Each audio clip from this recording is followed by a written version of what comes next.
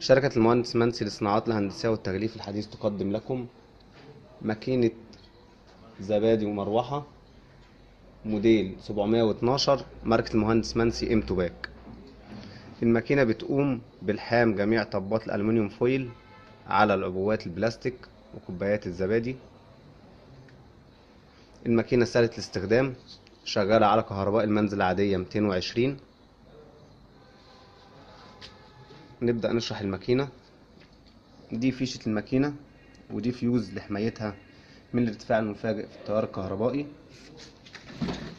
عندك العداد الخاص بالحرارة مدرج من 0 ل 300، بقدر ازوده واقلله حسب خامة الطبات اللي معايا. وده زرار باور بفصل واشغل من خلاله الماكينة. عندي لمبة بيان بتنور اثناء عملية لحام الطبة وبتفصل بعد انتهاء العملية.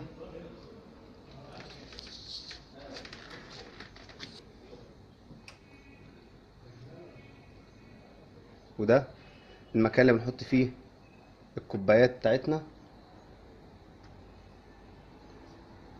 وده الدراع الخاص بعملية لحام الطبة، بنزل الجزء ده عن طريق الدراع بالشكل ده.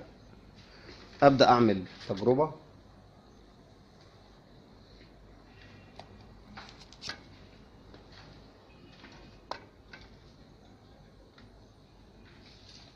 بحط الكوباية بالشكل ده وبحط عليها الطبة، بدخل الجزء ده بالشكل ده.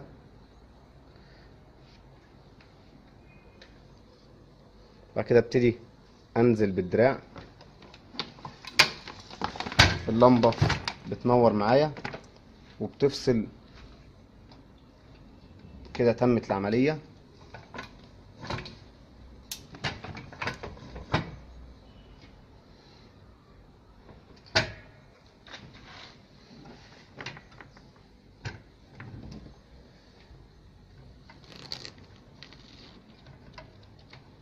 نطلع الكوبايات.